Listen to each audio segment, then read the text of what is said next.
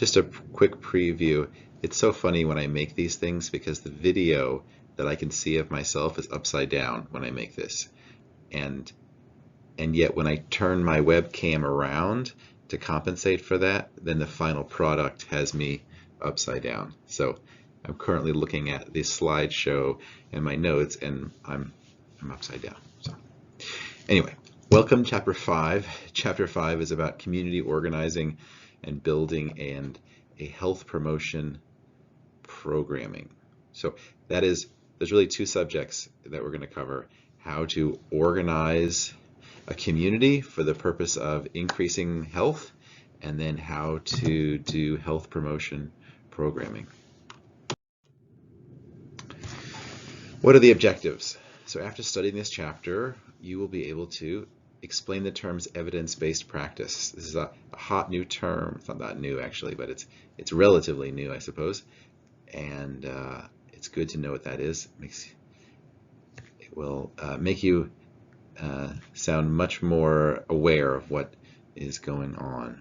Define terms related to community organizing, the difference among planning and policy practice, community capacity development, and social advocacy strategies to community organization. Illustrate the differences between need-based and strength-based as they relate to community organizing models. We're going to list the steps for a generalized model for community organizing and building. Explain the difference between health education and health promotion. Summarize the steps involved in creating a health promotion program. Briefly explain the six steps used in assessing needs. Discuss the differences between goals and objectives. List the different types of intervention strategies and demonstrate the differences among best practices, best experiences, and best processes. So, all right, so I just want to start out with this kind of general introduction of saying, how do you create change in a group? You have to gain their agreement, right? Because we're working with humans. If we were just working with rats in a cage and we needed them to do something different, we would just set it up. We would just inject them, or we'd change their cage and put in a maze and change their diet, things like that.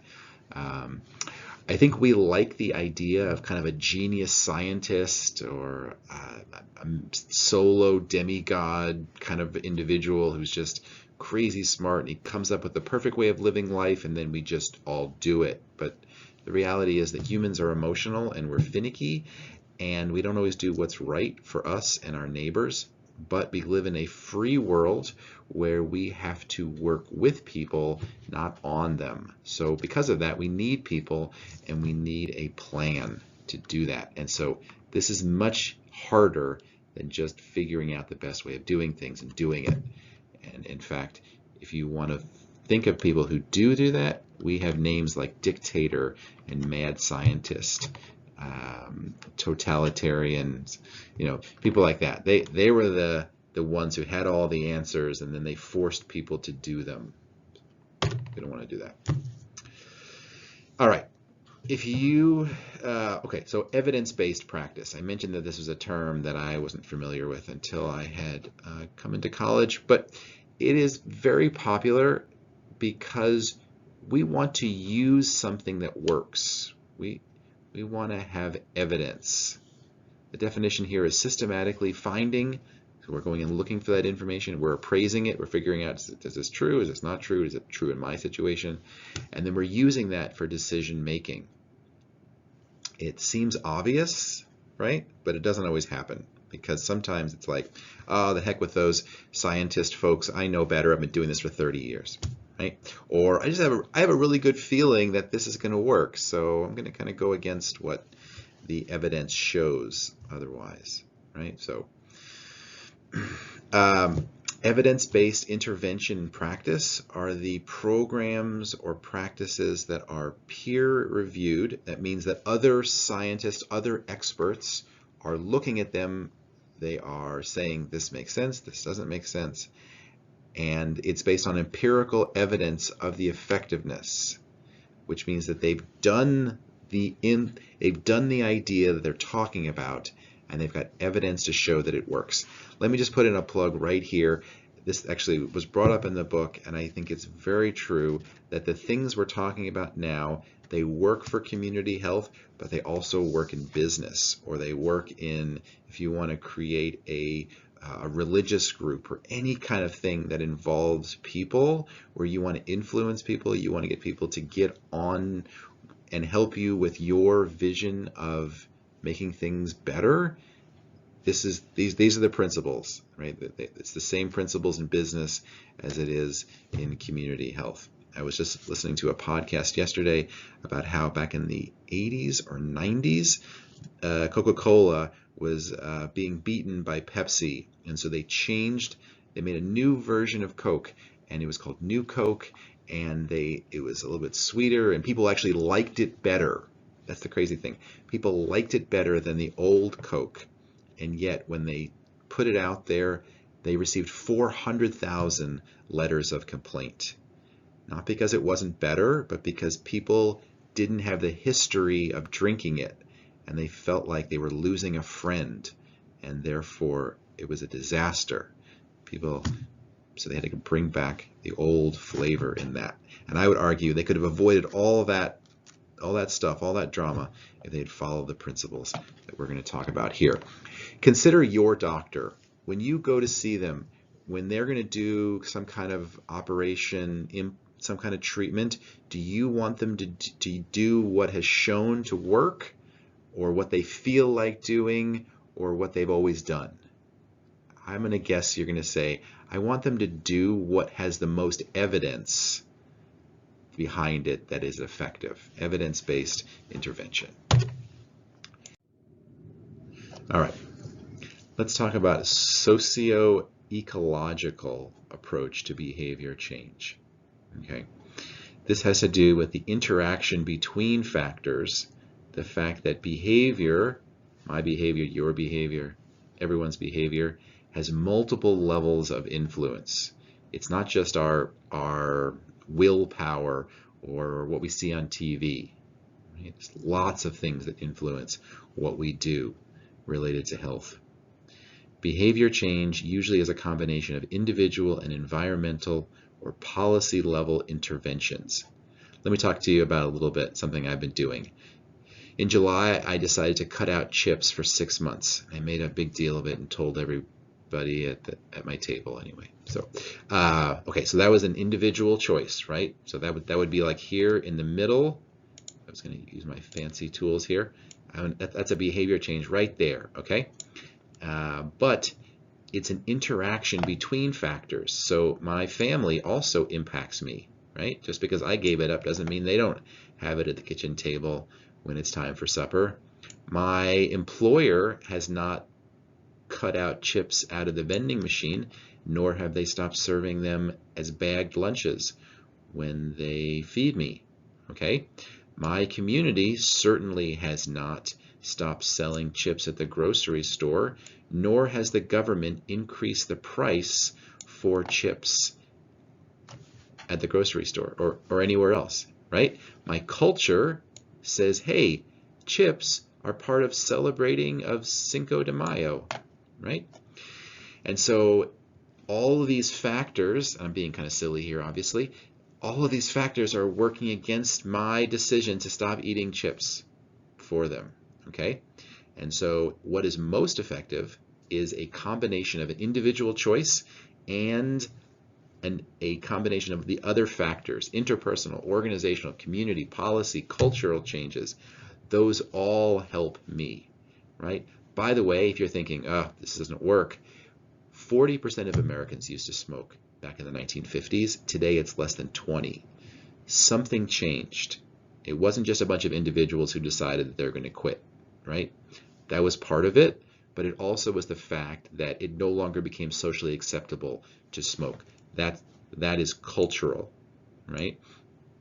Other people stopped smoking because their doctors told them to. That impacted the individual. Organizations started saying, you can't smoke here in this restaurant, you can't smoke here and in this movie theater, right? Policies started being developed that said, listen, if you're in Illinois, you can't have a smoking restaurant, right? So there's a lot of different things that impact it, right? Now, obviously, individuals still smoke, right? But a whole lot less of them today than in the past.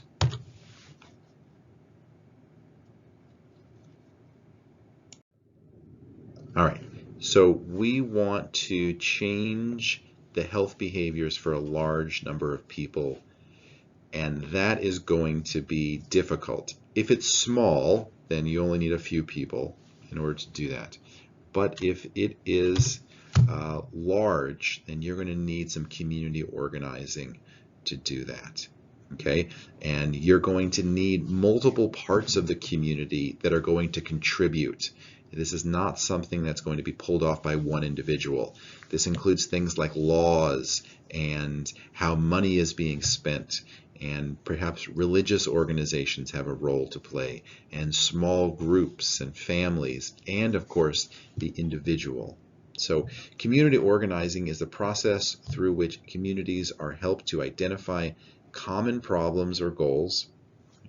They're going to mobilize their resources, their money, their time, their relationships, their understanding of the community, of health issues, and they're going to develop and implement strategies for goals that they have set, right? If somebody from the outside says to them, I have a goal for your community, good luck with that, right? You have to have people who are within the community who own that goal, or it's not going to happen, right? Unless you threaten them, right? But then it kind of becomes their goal, because their whole objective then is not to, incur the wrath of whoever has the power to hurt them.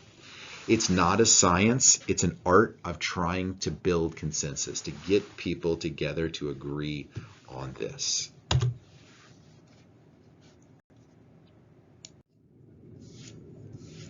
All right, let's define a few terms which are going to come up as we learn about this. Community capacity is the ability to address problems. So if there's a problem in the community and the community can solve it because they're able to say, hey, listen, let's work together and let's solve this problem, then they have a high level of community capacity. However, if the community cannot solve it, then you would say they have a low ability. They have a low community capacity. Empowerment is gaining mastery over their community, taking ownership and feeling like we want things to change, we're able to make things change. They're empowered. They're like, this is my community, I'm responsible for it, I can make changes. That's empowerment.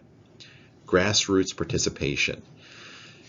This is ordinary people taking action. The word grassroots gets tossed out a lot. It's just the idea that ordinary people are saying, we want this to happen, as opposed to somebody who's got lots of power and money saying, oh, this is what I want, and then it kind of trickling down and happening. Macro practice are the methods that are used to deal with large groups. So most of us are trained mostly in micro practice, self-motivation, self-improvement.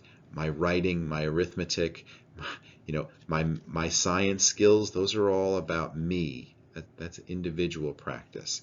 But how do I organize a group of people? That's macro practice. Participation and relevance is about meeting people where they are and finding out what's important to them. As an outsider, I may look at a community and say, boy, these people really need to, stop smoking, let's say, right? But do they think they need to stop smoking, or is it just me that thinks they need to stop smoking? So it's about finding out what is relevant to them, because they may say, hey, listen, we have a war, we're living in a war zone. What's the difference about cigarettes? Don't talk to me about cigarettes. We've got bombs going off in our community. So if it's not relevant to them, they're not going to participate. If they're not going to participate, it's not community organizing. Right? Social capital is the measure of the trust and willingness to cooperate that people have for somebody else. So like somebody who has a lot of social capital, people trust them a lot, and when they say, hey, come to this thing, it's going to be great, people show up. Systems change. where's this? This is the focus on changing the policies in the way power is wielded to create change for larger groups of people, right? And so again, most of our focus is usually on individual change, but if you want to affect thousands, hundreds or thousands or millions of people, you have to change the systems and way those operate. Did I skip? Okay, I think I'm good. The need for organizing communities. Changes in community social structure have led to a loss of a sense of community. Okay, so this is the kind of the depressing part. The fact that today organizing community is harder than it was back in the 1980s, harder than it was back in the 1950s. When people trusted their neighbors, they trusted each other. People are slower to trust, and they're cynical toward group action, like with kind of a been there, done that, didn't work kind of a mentality. Today, it seems like many things related to the government, anything related to government structures is kind of just seen in a negative light. Right? Advances in electronics have allowed me to bring my entertainment and my communication with me everywhere I go, so I don't really need other people. I don't need to meet other people. Right? And increased mobility. People don't live in a place as long anymore, so therefore their investment and their interest in being involved in that community is decreased. Okay? And yet, if you can organize people, you can basically accomplish anything. Right? I actually really believe that. It's tough, but if you can figure out how to organize people, really the sky is the limit on that one. So. Personally, I'm mediocre at this. I'm probably actually below average when it comes to organizing communities. And I only say that because I used to be horrible. Like I used to be at like a level 0. I couldn't gather anybody to save my life. Now I'm a little bit better than I was, and I've learned some lessons. And so these things do help, but it's still tough, right? But that is. Maybe that's part of it, because if it was easy, then we'd have lots of people running around, doing lots of things that maybe we don't want them to do with lots of other people with them. So, also, just to reiterate, community organizing skills extend beyond community health. These are the same principles that you could use in anything, in business. If you want to join, you want to start a church group, you want to start a volunteer group that picks up trash, or these really the same principles in all of this stuff. All right, so assumptions about community organizing. So according to Ross, those who organize communities do so while making certain assumptions, and then they can be summarized into 7 different ones. So communities want to and can solve their problems.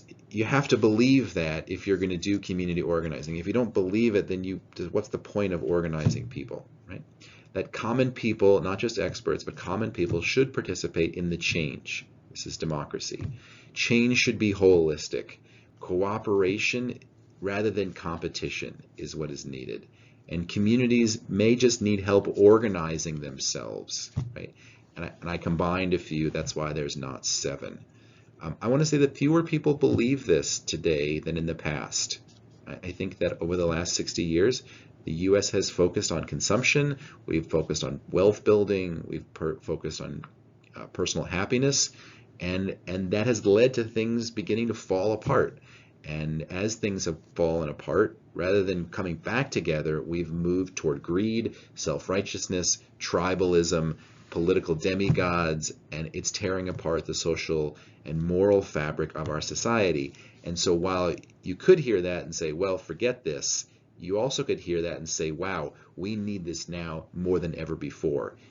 In community health, but also in community politics, in community, just in civics. And so the charge is out there, the need is out there to learn these things more than ever. All right, when it comes to community organizing methods, there's a lot of different methods.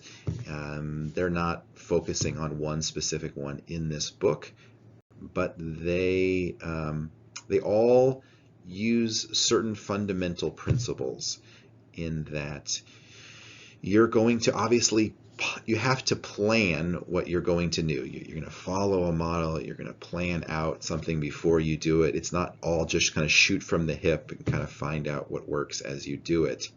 You're going to, well, let's just look at the fundamental principles. You have to start where people are. So if people don't see the problem the way you see it, then maybe you should focus on what they see as a problem, because then you're building if nothing else, you're building trust in their ability to solve problems. You're building trust in you. Let me give you an example. There was some missionary friends, and they were in another country, and they wanted to build a hospital because that's what they felt the community needed. The community was not there. The community said, we want a football field, or we would say soccer. And so they helped them build, gather resources and follow these kind of steps, and they built a soccer field. And then guess what? People started getting hurt on the soccer field, and they realized, you know what, we need a hospital, right? So, and they had built those connections. They had felt the victory of we can work together and do something, and so all those things got to be used when they went ahead and built the hospital. So participation, you want people involved, and more people rather than less, and help people feel empowered that as they do maybe something small and it works and they see change and they're like, wow, this is amazing. We should do this again for a bigger problem. Right? All right.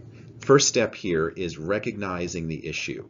Right? There's oftentimes an initial organizer who sees some kind of tipping point where they're going along, and then they see something, maybe it's always been there, but something sticks in their mind and says, there's a problem that exists and I want to do something about it, right? They get things kind of started. It can be someone who is within the community, or it could be someone from outside of the community, right?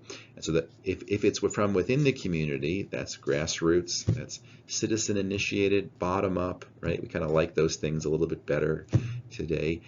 Or it can be top down or outside in. That's sort of the expert who kind of comes in from the outside and says, oh, let me help you guys with this problem. As you might imagine, the grassroots one is a little less challenging in some ways, especially in the beginning. Gaining entry into the community. Again, realize that when you recognize that there's a problem, maybe you're the initiator, right? And maybe you even live in the community. It's a whole nother deal between seeing there's a problem and then saying, oh, I need help in this. Other people also can participate in this, and trying to get them on board with you. So the things to think about are being culturally sensitive, right? I don't necessarily see the world the way you see the world, right? And if I want to get you with me in this, I need to be culturally competent. I need to understand the way you see the world, right? I need to be humble, right? People are not rational, they're emotional. And so we need to focus on people first and then the problem second. This probably applies especially to people who are coming in from the outside, right? And realize that not everybody is going to see the problem as a problem, right? And so for this, it's good to realize, like, who is causing the problem, right? And why is the problem occurring? This is important, because if powerful people are causing the problem, and let's say it plays to their advantage, they're not going to want necessarily to change, right? That doesn't mean you should give up on them. Maybe there's something better that you can offer them rather than the rewards that they're currently getting from having the problem exist. How has the problem been addressed in the past? Because you'll get some people who will say, yeah, we tried doing that, it didn't work. We tried fixing that problem, right? Don't waste your time, right? Who supports and who opposes the idea of addressing the problem? Who can provide more insight? Oftentimes in communities, there are gatekeepers, right? And the book suggests understanding the problem first before you approach people who are the keepers of the gate, right? And who are these gatekeepers? The gatekeepers are people who have a lot of respect in the community. And when they say this is a problem, people get behind them and are like, yes, I agree. It could be the mayor, it could be a religious leader, it could be a police chief, it could be a business leader, someone who kind of guards the gates of power. And if you want power, if you want influence, you kind of got to go through them. All right. After you've made it through the gatekeepers, you have permission to be in the community. You're stepping forward. It's time to begin organizing the people. It helps if you can find somebody, a small group of people. We'll start with the executive participants. A small group of people who are knowledgeable and who are committed. Sorry. All right. This core group of people that are making up your executive participants, these are people that are interested in doing it and are committed to being there. And as a part of that executive group, hopefully a leader will emerge or will be chosen that has skills that are leadership skills, and then also knowledge about the issue. So if it's an issue of violence, like our book talked about, then they would be somebody from the police force or someone related to, say, anti-bullying. And so somebody that's going to be able to be helpful to there. So doing wrong here. All right. From your executive participants, they are going to be recruiting by networking, by spreading the word and getting other people who are a little bit less committed to participate and volunteer their time. Right? Volunteering time should be short and should be rewarding or rewarded in some way if possible. Obviously, you're not always able to, say, give money or... Honestly, sometimes when people volunteer and you like pay them something, it actually takes away from the reasons why they wanted to do it. So, but just considering ways of being able to recognize volunteers. So, it may be that you need a group to do a specific thing that is sort of short term. You know, you need a group of people who are going to go to the next town and pick up a bunch of something and bring it back, let's say. I don't know. That would be a task force. It's just a specific job and it's not ongoing. So, whereas sometimes you may need to join arms, so to speak, with other organizations and combine your resources into a coalition. Coalition is a group of organizations working together. All right. It is important to assess the community. Usually, by the way, assessing is just measuring, finding out what's going on. Usually, community organizing is focused on solving problems, right? We have this problem, this crazy thing is happening, and we need to solve it. Community building is not about that. Community building is a little bit different because, in a sense, it's like exercise. You probably don't exercise so that you can solve a problem. Well, maybe you do, but I want to say most people exercise so they can build strength, or using the book's language, they can build capacity. So they will have the ability to lift things, or they will have the ability to be healthy. And so this matters. The difference there matters because if you're going to do community building, then you're going to be mapping the capacity. So you're going to go around measuring, so to speak, people's relationships with each other, some sort of assets. You know, what kind of schools do you have? What kind of police forces? Trying to look for strengths that can be drawn upon. Whereas if you're doing a needs assessment, which is what traditional community organizing focuses on, it is going to be looking for problems. There's cracks in the streets, there's drugs being used, there is violence in the home. Right? You see this, they're pretty different, right? One's looking for strengths, capacity, the other one's looking for problems. Right? By the way, don't skip this step. It's very easy for people to assume that they understand what's going on because I've lived here my whole life. Go ahead and do this because you don't know when you're going to need this information. Okay? All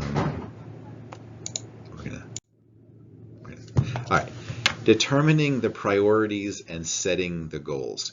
From your assessment comes your data that you're going to use to determine what do we need to do first? What's important? What's a priority? And then from the priorities, we're going to set some goals. Here's what we want to do. Here's what we want to be different. Okay. It is important when you are selecting a criteria that you prioritize things that are winnable, especially if you have other people involved who are maybe not as committed as you are. You want to get a victory and quick if you can help it. It should be simple and specific, right? Not something that's vague like have a better hometown, right? That's way too vague, right? And not simple, right? Probably not. So ideally, it's going to unite members of the organizing group.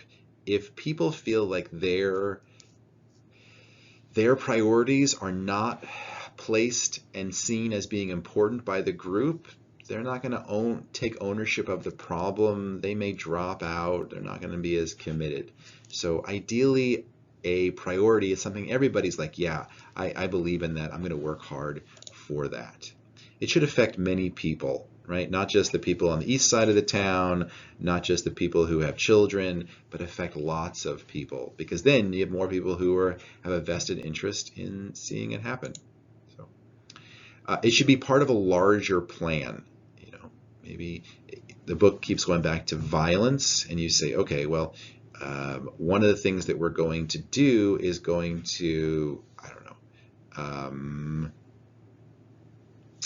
trying to think of a good thing related to violence. We're going to put metal detectors in, I don't know, in the grocery stores, or I don't like that idea, but metal detectors in the schools. How about that? That's not my favorite either, but for the large part, they're already there. It's part of a larger plan of having a safer community, right? Goals that are written are meant to serve as a guide for problem solving, right? Having things written down is more powerful than having them just spoken. Right? Ideally, both would happen. All right, arriving at a solution and selecting an intervention strategy. When it comes to any issue, there's a lot of alternative solutions that you could implement. Every problem has a lot of different ways that you could attack it, right? Thinking about which to do, thinking about the probable outcome. So you could even, create a little chart here where you're saying, all right, so on this side, we're going to list the possible solution, and then over here, we're going to say the probable outcome. What's probably going to happen if we put in metal detectors? What's probably going to happen if we do community service for offenders as opposed to putting them behind bars? And then the long-term and short-term effects. Maybe you could even divide this list in half and say, okay, well, this is over here are the short-term effects, and then over here are the long-term effects, right? This would be, right? And then that's going to allow you, thinking about you're doing this in front of people with much better handwriting than I've got here, and people are going to evaluate, okay, what's the best thing to do for that? What's it going to cost, right? You could put a third column over here, and you could call this dollars, right? What are these things going to cost us? All right, the final step is to implement. No, not the final step. The next step is to implement it, right? You're actually going to do the thing that you agreed on doing, right? And then you're going to evaluate what you did. We're going to put metal detectors in the schools for 6 months, and then we're going to see, has the amount of violence in the schools gone down, right? And then if it's working, then we're going to maintain it. And if it's not, then we're going to say, okay, we need to go back to the steps, the possible steps that we talked about before, and see is there something else that we could do that's going to be more effective. All right, changing tunes here for a bit. We are going to talk about health promotion programs. Right? If you are going to say focus on reducing violence, it may be that you want to do a health promotion program around this. Okay, and this is going to involve a series of steps, and the sort of the philosophy and the outline for how to do this is here in the next few slides. So the reality is that the success of a health promotion program depends on many factors, right? What methods are you going to use? Are you going to use billboards? Are you going to use police officers? It is going to depend on how the community receives it. It's also going to matter upon what's going on in the environment that may be outside of the health promotion programs. Maybe violence does drop dramatically while you're doing it, but doesn't have anything to do with your program. There's something else that happened that changed. Experienced health promotion planners use models to guide their work. These models are hopefully evidence-based, right, because they've been shown to work. Before the process begins, it's important to understand and engage in your priority population. What population are you going to focus on for this health promotion program? So for instance, if you're going to focus on youth, then your billboards might look different than if you're going to focus on, say, middle-aged men, right? So it's important to understand who these people are, what connects with them, right? All right, your priority population are those who the program is intended to serve. All right. Assessing the needs of the priority population. If you decide that we're going to focus on youth, then you are going to need to do some sort of assessment trying to understand what is going on with youth. Okay? And so first thing would be to determine the purpose and the scope of the needs assessment. The purpose of the needs assessment is to try to better understand what is going on with youth that causes them to be violent. That would be the purpose. And then you're going to gather data. I'm going to interview 15 youth per school about things related to violence with their personal lives and with their schools, things like that. You're going to analyze the data. You're going to try to understand risk factors linked to the health problem. What is going on in these people's lives? Is it poverty? Is it bullying? Is it an age issue? Is it relationship things that are going on? Identify program focus after you look at what's going on, and you may realize, you know what the real issue is? There's poverty going on, and everybody who is violent, they're in poverty. And so you might identify that as a focus, and then you're going to prioritize the need to focus on that. Validating prioritized need. All right. We're going to set appropriate goals and objectives. This is the foundation of a health promotion program, is understanding this is what we are trying to accomplish through this program. Portions of the programming process are designed to achieve the goals by meeting the objectives. Okay, so this next part talks about, okay, what's the difference between goals and objectives? And so, all right, so a goal is the overall direction of the program. What we're going to do is for this reason. That's the goal, right? And goals tend to be more general, like reducing violence by 15%, right? They don't have a specific deadline. They oftentimes take longer to complete. And they're oftentimes not measured in exact terms. So, okay, so maybe 15% is not the right thing. Maybe it's just reduce violence among youth. Objectives are how you are going to accomplish the goals, right? There's the steps. Okay, so if we say we're going to reduce violence, we're going to do it through these objectives. So the first objective would be to create a stronger relationship between the police department and the school, to create, to visit parents in poverty and help them with controlling what their children are doing after school, right? But that's probably too general. You could say we're going to meet with 30 parents over the next 2 months and better understand what's going on with their kids after school, or how their interaction is with their youth. It usually is more specific. It's more measurable. Did we meet with 30 parents? Did they tell us, right? These sort of things, with the idea that each one of these objectives is sort of building up toward the ultimate goal of reducing violence.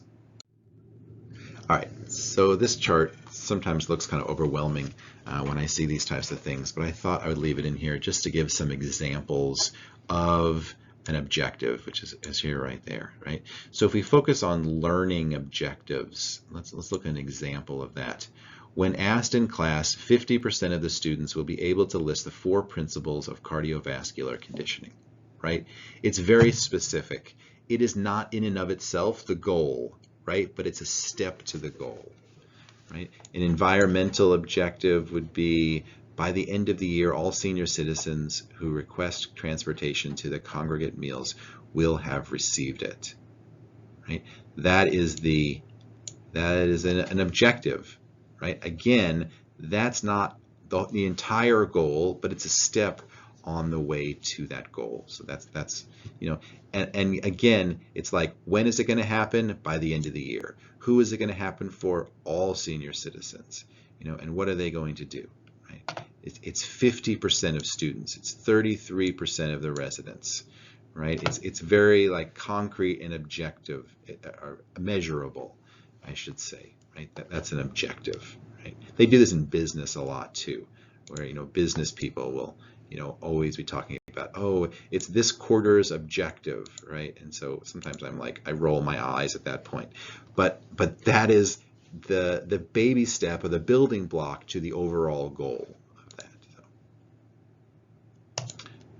So, all right, and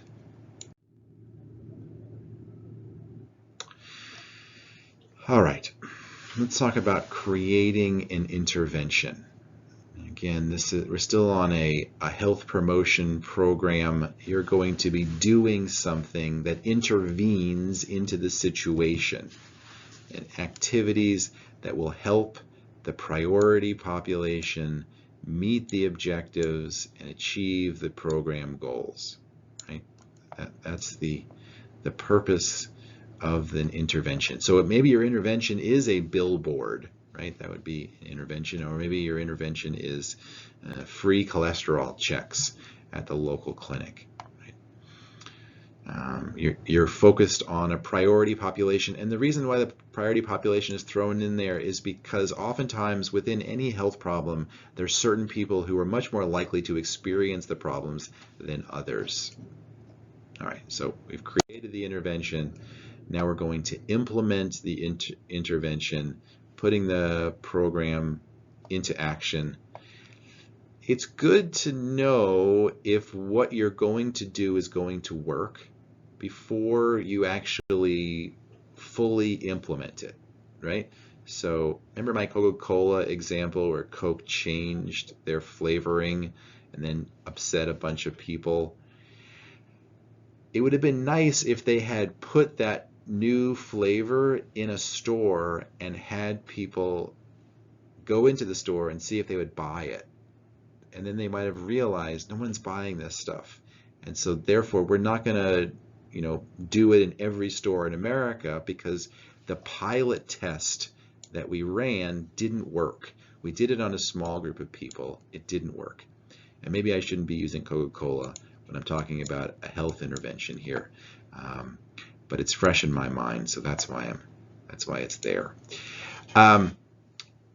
Right. So back to health. And so, maybe the metal detectors, when you do a trial run for them, they upset the youth, and youth bring more weapons to school just to see if they can get through the metal detectors, right? So we would say that's not working, right? And then if it is working, right, we pass the pilot test, then we're going to phase it in step by step. We're going to do it in one place, then do it in another. All right. What I think of as the last step, but the reality is evaluation actually is built into the entire process and should be happening at every stage, right? Because let's say you get through the first stage and you discover this is not working. You obviously, or you believe this is not going to work, then you wouldn't want to proceed with the plan that's not working. So a step to evaluation is you're sharing it with other people, and this is going to force you to be able to clearly describe the program to other people, and that is going to help you with getting other people involved, which is oftentimes helpful because with a health promotion program, you want other people to be changing their behavior. So you're going to be describing the program as clearly as you can. You're going to focus on the design for evaluation. How are you going to know if this is working, right? You could just ask a few people, but maybe those people aren't going to be honest with you. Maybe they're not going to know either way. So how do you create an evaluation that is going to give you accurate information? So thinking about that. You want to get data that is worth having, right? If you think about, I am going to be putting my heart and soul and 3 years of my life into this. How do I know if it's worth my time? Well, you should have some data that you believe in that's credible, right? Justifying the conclusions. I believe this is effective, and here is why. I've got some evidence to back that up. Right? Ensure use and share lessons learned. Someone else is going to come along after you, at least somewhere, and do something similar, trying to solve a similar problem. Can you share what you've learned so that other people don't have to make the same mistakes? Or if you've discovered something great that works well, how can you share that with other people so that they can have the same success that you do? So, all right, that's chapter 5.